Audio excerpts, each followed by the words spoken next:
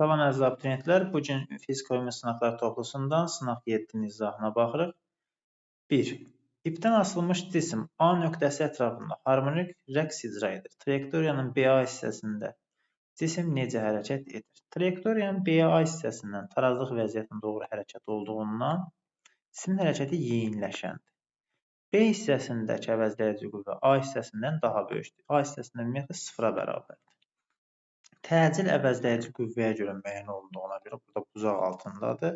Burada isə deməli aşağı yönəlmiş qüvvə ilə yuxarı yönəlmiş qüvvə birbirine bərabər tarazlıqdadır və buna görə də əvəzləyici qüvvə A nöqtəsində 0-a bərabərdir. Yəni yekunda A nöqtəsində əvəzləyici qüvvə 0, təcil 0, B nöqtəsində isə maksimumdur. Deməli A nöqtəsinə doğru təcil azalır. Hərəkət yeyinləşən olduğuna görə azalan təcillə yeyinləşir. 2.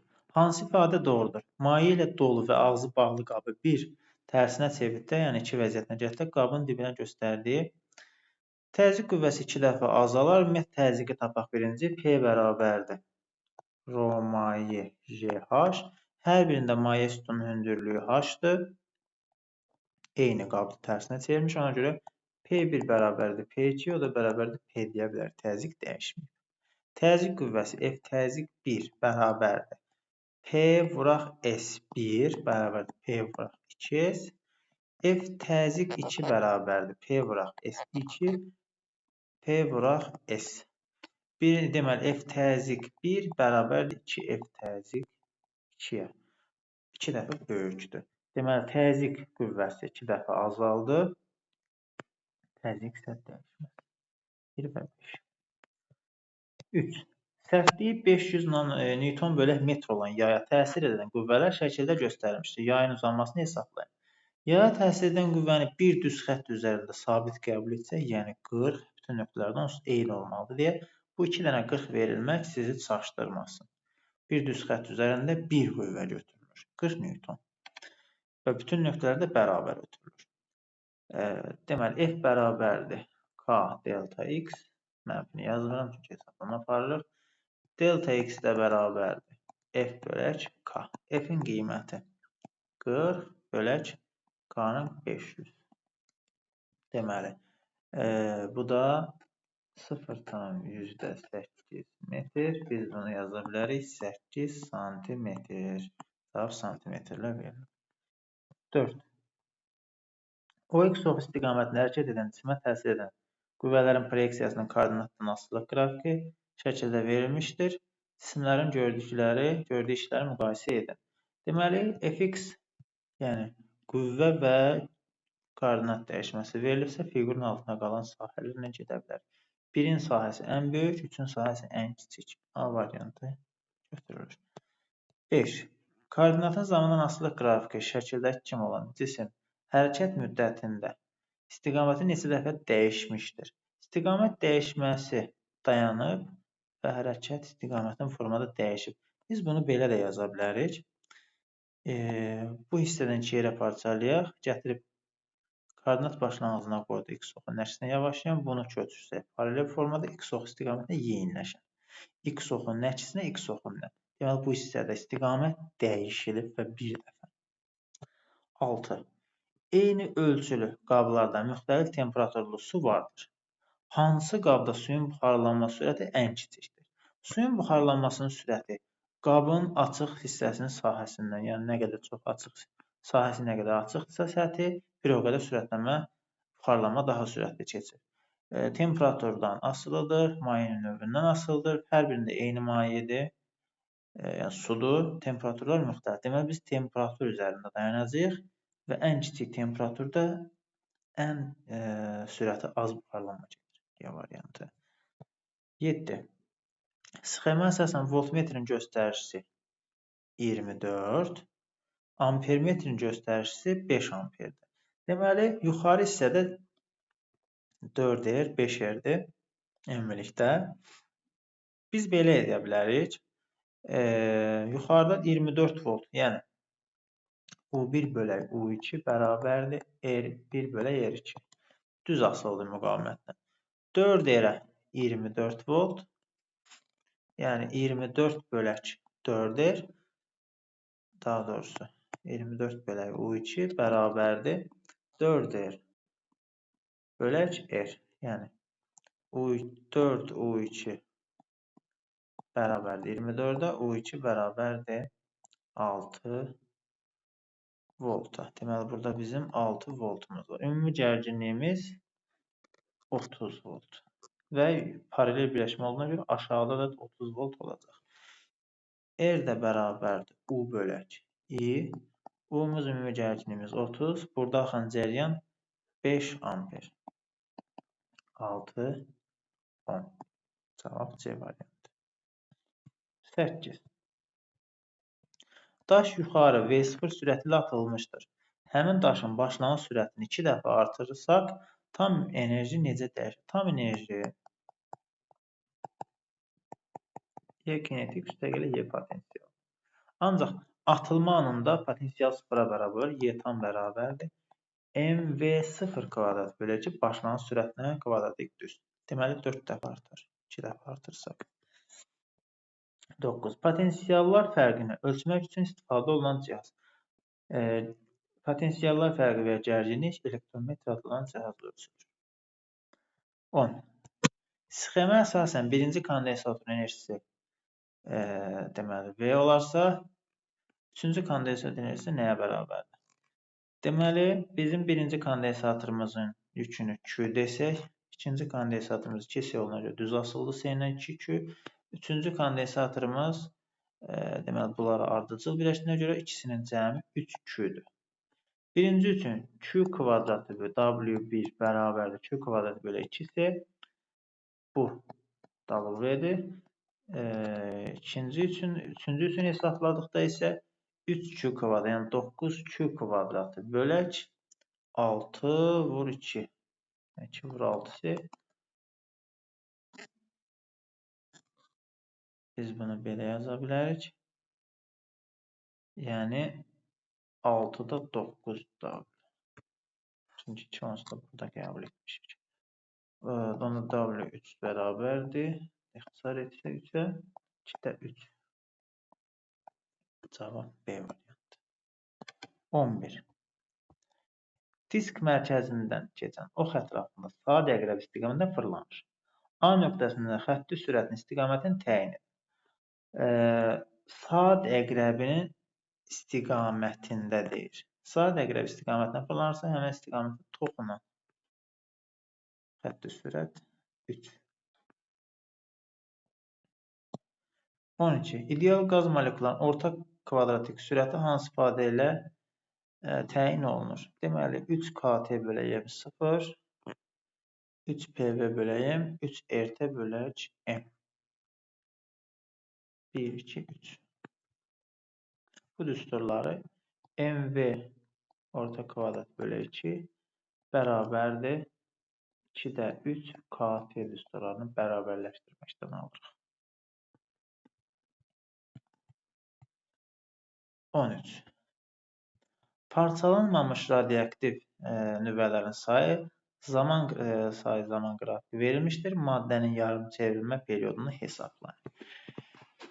Deməli, parçalanmamış nüvə, yerdə qalan nüvələrin sayı N bərabərdir N0, vuraq 2 üstü, mənfi T bölək T.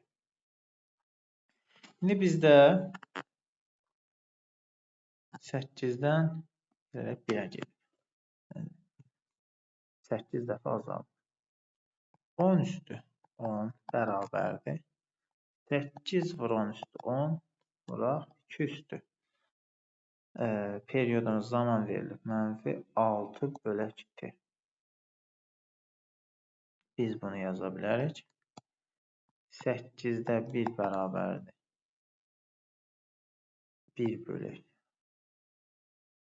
Deməli, 2 üstü mənfi müsbət 6 bölək T. Biz bunu yaza bilərik.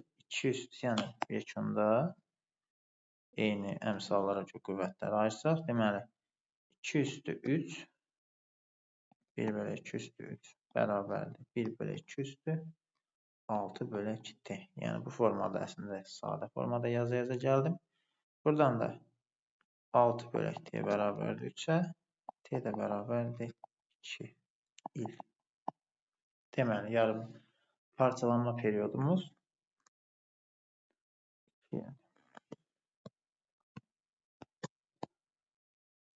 14. Deməli, bizə deyir ki, amper vur saniyə, kiloqram, kök altına kiloqram ver farad. Hansı fizik cəmiyyətin vahidinə uyğundur? Açaq. İfadəmizi belə edə bilərik.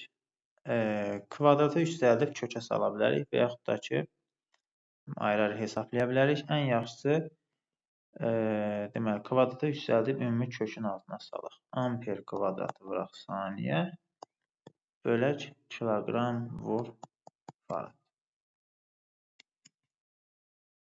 Və yaxud da hər tərəfi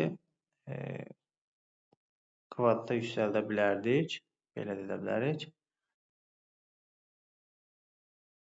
Yəni, yekunda onsuz da bir də kökə salmış olacaq. Yəni, ona görə eyni şeydir. Biz burada ən sadə formada belə edə bilərik. Amper kvadratı vur saniyəni olduğu kimi saxlayaq. Bölək kiloqram. Farad açaq. Farad, deməli, düsturumuzu yadımıza salsaq, yəni ən sadə formada getmək üçün deyirəm belə. S bərabərdir Q bölək U, yəni kulon bölək volt. Yadımıza saxlayaq ki, burada bir kökümüz var. Axırda bunu yaddan çıxartmayaq. Deməli, amper vur saniyə kvadratı bölək kiloqram vur. Kulon əvəzinə 2 bərabərdir IT, yəni amper vur saniyə bölək volt. Amper kvadratımız biri geçsin, saniyə də geçsin. Yəni amper vur saniyə kiloqram bölək volt. Voltu yuxarı qalxır, yekunda.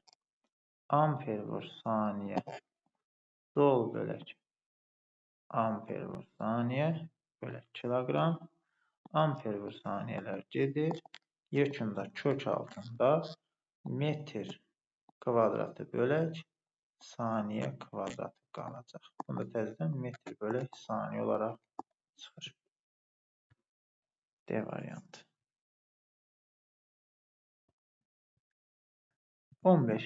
Şəkildə eyni cəryan, axın, 3 naqil N kəsiyi verilmişdir.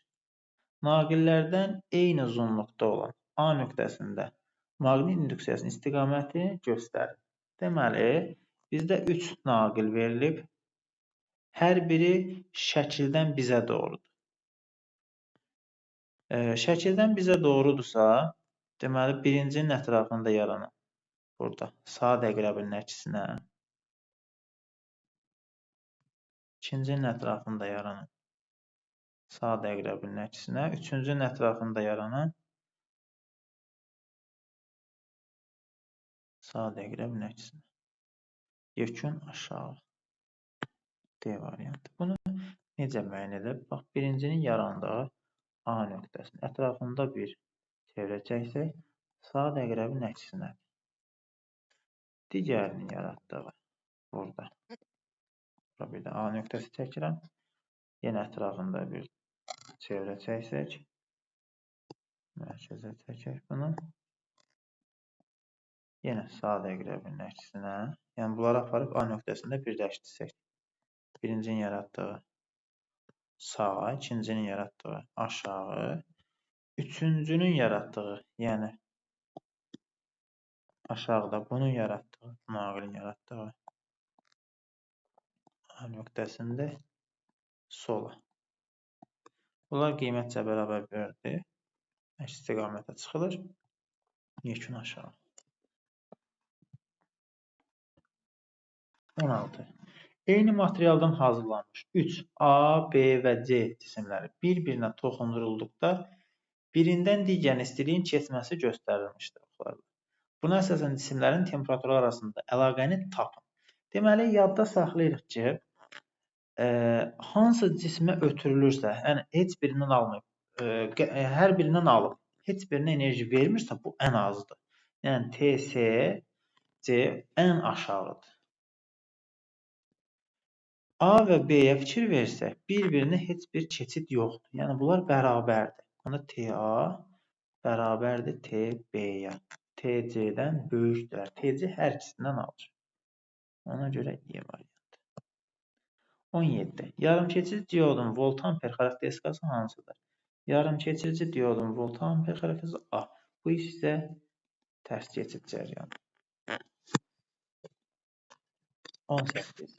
Qapalı konturla hüdudlanmış səthdən keçən maqnit seli 3 dəfə azalarsa, konturun müqaviməti necə dəyişər?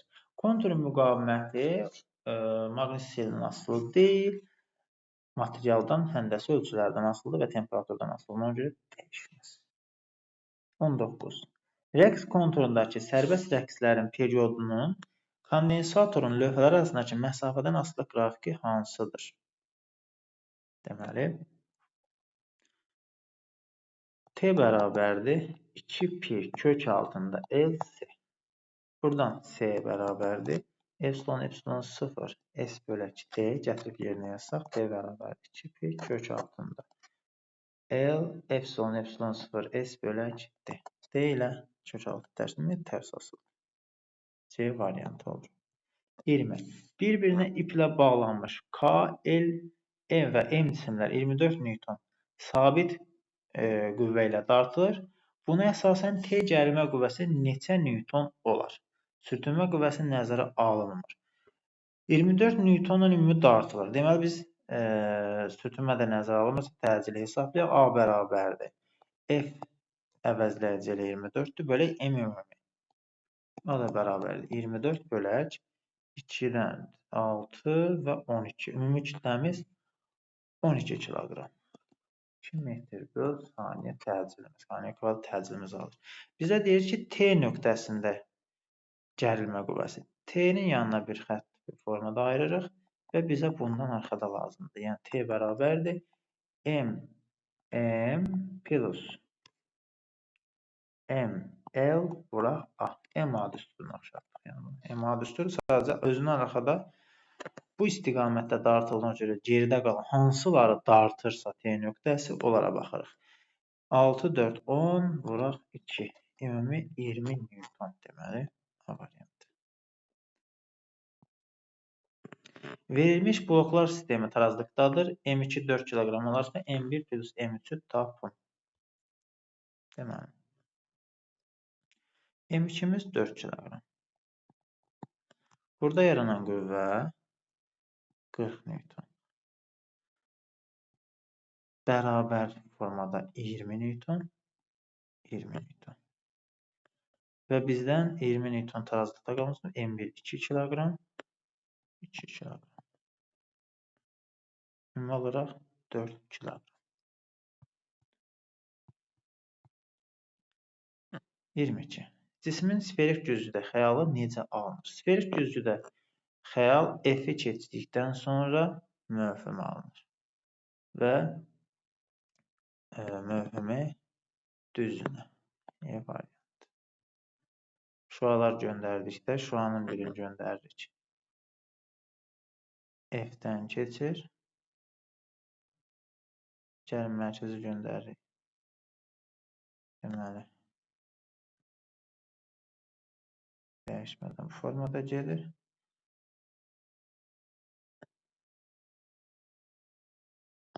Daha doğrusu bir dəqiqə. F-dən keçir bu. Artıq bunun uzantıları kəsilir və düzünə böyüdülmüş mövhüm. 23. X cismi H hündürlüyünə sərbəst buraxıldığı anda Y cismi 3H hündürlüyündən 20 metr saniyə başlanğıc sürətlə aşağı atılır. Cisimlər yerə eyni vaxtda çatdığına görə H hündürlüyünün neçə metr olduğunu hesablayın. Deməli, 3H hündürlüyündən atılır, digəri H hündürlüyündən sərbəst buraxılır. Sərbəst buraxılanda, deməli, H bərabərdir JT kvadrat bölək 2, bizə digərində hündürlüyü H bərabər JT kvadrat bölü 2 birincininkidir. X cismi üçündür. 3H hündürlüyünə düşən 3H bərabərdir. V0T plus JT kvadratı bölü 2. Məlum məsələdir ki, gt kvadrat bölü 2 hissələri bərabərdir. Amma burada bizə başlanan sürət verilib. Və bizdən h hündürlüyünü hesablamalıyıq. Gətirək əvəzləməmizi edək. 3h bərabərdir V0T üstə gələk h. Deməli 2h bərabərdir V0T.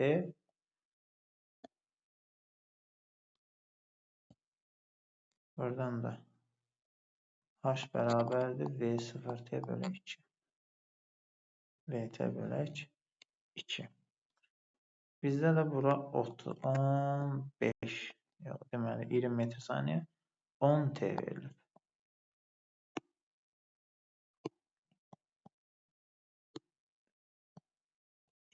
Bıraq T bölü 2. O da bərabərdir 10T. İndi biz T'ni tapmalıyıq buradan. Deməli, üstürarımızı əvəz eləyək.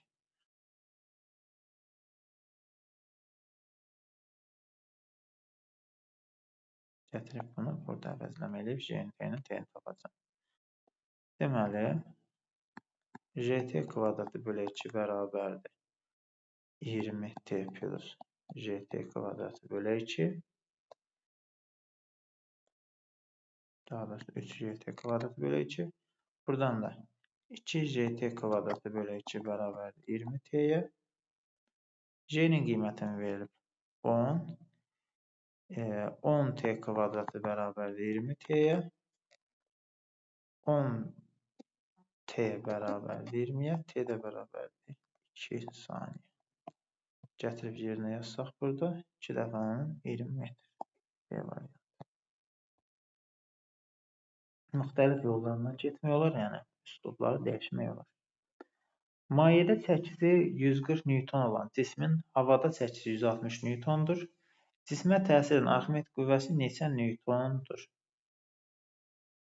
Deməli, mayedə çəkisi 140 Newton, havada çəkisi 160'dır. F Arximedimiz avtomatik mg minus P0.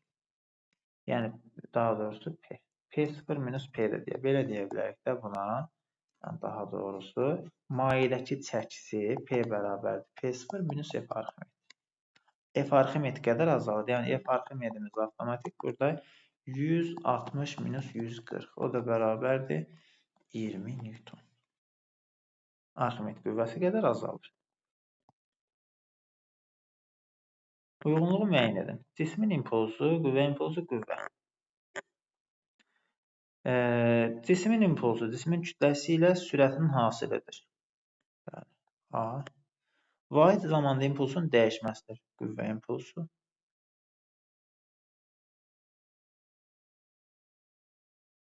Vahid zamanda impulsun dəyişməsidir. Zamana nisbəti qüvvə. P verir. Çünki P bərabərdir. P delta P bölü T bərabərdir. F verir bizə. Delta P bərabərdir. F vur T. Dəyişməsini vahid zamanda sözünü işlədir deyə biz artıq zamana bölürük. Ona görə qüvvə. Cismin impuls dəyişməsinə bərabərdir qüvvə impulsu. Vahidi Newton vur saniyədir qüvvə impulsu. Vahidi Newtondur qüvvə. Deməli, A, C, D, B. 26. Periodu 1,2 mikrometr olan difraksiya qəfəsinin üzərinə ağ işıq normal düşür. Dalğa uzunluğu 0,6 mikrometr olan şüa üçün birinci tərtib maksimuma uyğun meyl bucağının sinusunu hesablayın. Difraksiya qəfəsi üçün maksimumluq şərtində D sinus phi bərabərdir K lambda. Buradan da sinus phi bərabərdir K lambda bölək D. Birinci tərtib maksimumu soruşur. K-nın yerinə 1 yazacağıq. Yəni, nəzərə alınmır. Lambda 0,6 var. 10 üstü mənfi 6. Qəfəsin periodu da 1,2 var. 10 üstü mənfi 6. 6 bölü 12. 2'də 1. Və ya 30 dərəcə. 2'də 1, 0.5, 30 dərəcə. Cavab 0.5, yəni bizə dərəcə vermədiyinə görə 0.5. Fotocerin şiddətinin gərginlikdən asılı qrafiqi verilmişdir. Hansı ifadələr doğrudur? Deməli, həm bizim doyma cəryanımız, həm də saxlayıcı gərginimizin qiyməti fərqlidir. 2 nöqtəsi birdən, yəni saxlayıcı gərginliyə görə 2 nöqtəsi birdən daha böyükdür. Yəni, növ2 böyükdür növ1-dən. 2-nin doyma cəryan şiddəti də birdən böyükdür, ona görə N2 də böyükdür N1-dən. Saxlayıcı gərginlik kinetik enerji ilə düzdür, ona görə biz YK2 də böyükdür YK1-dən. 1, 3, 5. Situatsiya suallarına baxırıq. Fizika dərsi zamanı müəllim hündürlüyü 10 sm olan cisim linzanın fokusu ilə 2 qat fokus altına yerləşdirildi. Linzada xəyalın həqiqi yoxsa mövhümü, böyüdülmüş yoxsa kiçildilmiş və düzünə yoxsa tərsinə olduğunu müəyyən edin. 2 qat fokusla fokus arasında yerləşdirildikdə xəyal 2 qat fokusdan sağda böyüdülmüş tərsinə alınır. Yəni, həqiqi böyüdülmüş və tərsinə. 29. Linzanın fokus məsafəsi 10 sm və cisim məsafəsi 15 sm olsa, xəyal məsafəsini hesablayın. Deməli, 1 bölək F bərabərdir, 1 bölək D, 1 bölək D. Toplayıcı linza üçün nazik linza düsturudur və hər biri müsbətdir, çünki xəyal həqiqidir.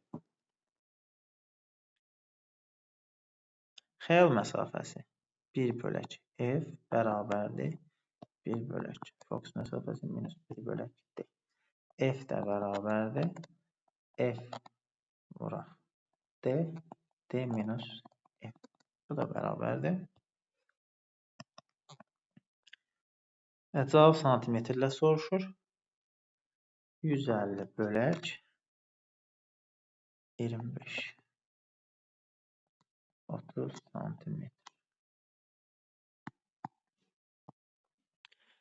Cismin linzada alınan xəyalın hündürlüyü neçə santimetrdir? Xətti böyütməyə görə deməli H bölək H xəyal hündürlüyünün cismin hündürlüyünə olan nisbəti xəyal məsafəsinin cism məsafəsinə olan nisbəti. Biz də xəyal məsafəsi 30 tapmışıq, cism məsafəsi 15. Deməli, 2 dəfə böyüdür. 2 dəfə böyüdübsə, bizim cisimimizin hündürlüyü bizə verilib 10 santimetr. Yəni, H bərabərdir 10 santimetrdirsə, H böyük H-da bərabərdir. 2 vuraq cismin hündürlüyü, 2 vuraq 10, 20 santimetr. Cavab 20. Belə. Sınaq 7-nin də izahına baxaq. Gələn səfər sınaq 8-nin izahına baxacaq.